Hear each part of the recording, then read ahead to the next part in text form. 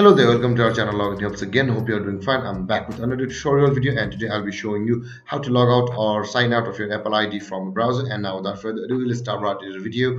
But before that, don't forget to like, subscribe and hit that bell icon for more videos. Okay, first on your browser, after you logged in to your Apple ID, it will be similar like this, and this is the home interface of the Apple ID. And if you want to sign out of the ID, let's let the page load. You can see the sign out option directly over here. Just click over there and you will be signed out of your Apple ID on computer or browser. And there guys, this is how you log out of your Apple ID. And if you have any confusions or questions regarding the topic, don't hesitate to comment in the comment section below, and don't forget to like, subscribe and hit that bell icon for more videos. Thank you for watching guys. Peace.